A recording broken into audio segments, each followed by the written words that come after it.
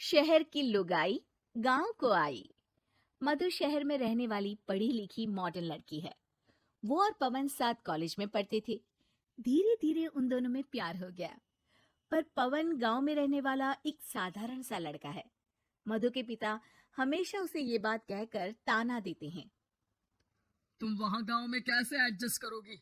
शादी करके तुम गांव तो चली जाओगी, पर अपनी सारी मॉडर्न सोच और चीजें यहाँ शहर में ही रख कर जाना।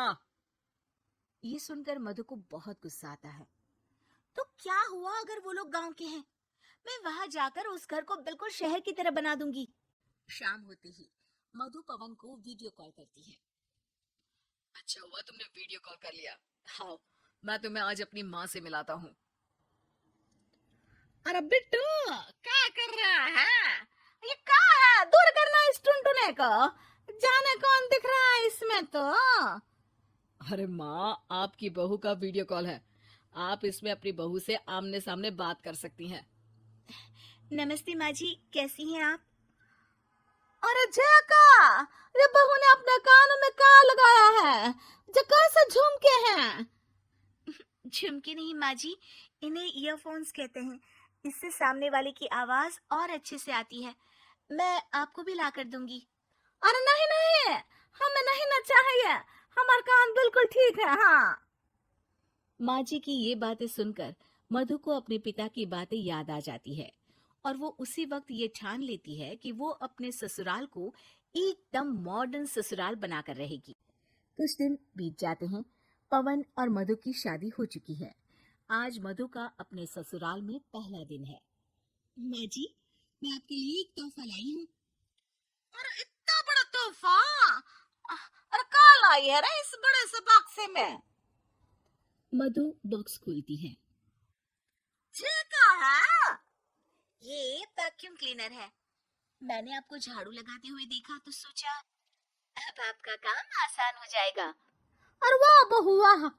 तूने मुझे झाड़ू लगाते हुए देखा तो तू मेरा हाथ से झाड़ू लेकर खुद भी तो लगा सकती थी ना। पर नहीं, तूने तो जे मशीन लाकर मेरे हाथ में दे दी कि यह काम हमेशा मैं ही करूं।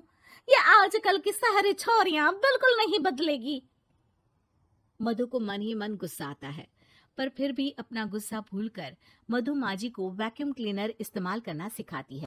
अगले दिन मधु सुबह उठती है तो ये आंगन में से कैसी आवाजें आ रही हैं? मधु दौड़ती दौड़ती आंगन में जाती है और देखते ही चौंक जाती है। अरे माँ जी, ये आप क्या कर रही हैं?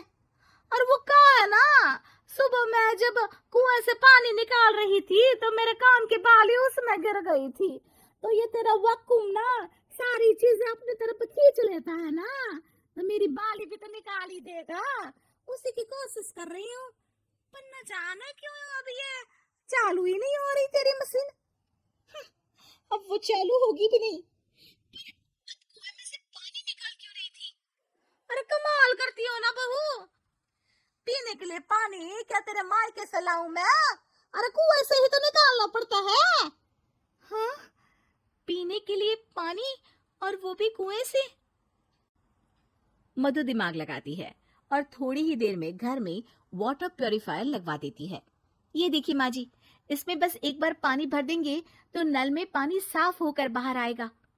अरे वाह रे बहू, ये तो बहुत ही बढ़िया चीज है। रात हो जाती है। मधु जैसे ही प्योरीफायर का नल चालू करती है तो वो अचानक से फट जाता है और सब जगह पानी पानी हो जाता है। अरे ये क्या हुआ? ये क्या हो गया?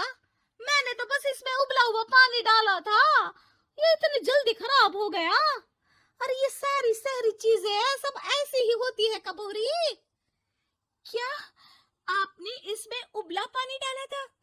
हाँ तो फिर पानी तो तभी साफ होगा ना जब उसे उबालेंगे।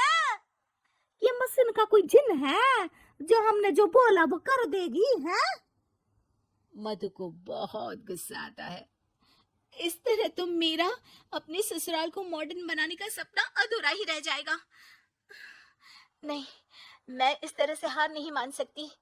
थोड़े ही दिन में मधु पूरे किचन को मॉड्यूलर किचन में बदल देती है। अरे वाह बहू, इतनी सारी अलमारियां!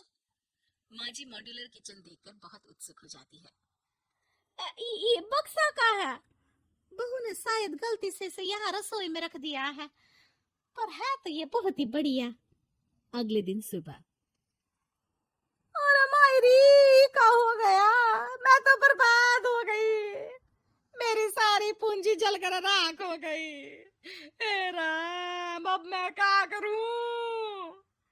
माँ जी की रोने की आवाज सुनकर मधु दौड़ी दौड़ी किचन में आती है और इतना धुआं देखकर घबरा जाती है। ये सब कैसे हुआ माँ जी? ये आग कैसे लगी? ये सब तेरा इस मॉड्यूलर किचन की वजह से हुआ है, और ऊपर से तूने तिजोरी जो रसोई में रख दी थी, मैंने जैसे ही अपने गहने और पैसे इसमें रखे और बाहर से इस ताले को घुमाया, ये तो 5 मिनट में ही आग बबूला होकर पट गया। अरे माँ जी, ये तिजोरी नहीं है, ये तो माइक्रोवेव है। इसमें गहने नहीं रखते, खाना गर्म करने के लिए होता है ये। और ये जो आपने घुमाया ना, ये ताला नहीं है, आपने इसके टेम्परेचर को फुल कर दिया, इसलिए ये फट गया। माँ जी और जोर जोर से रोने लगती है। मधु सर पीट लेती है और कसम खाती है कि अब ससुराल को मॉडर्न बनाने की कोई कोशिश नहीं करेगी।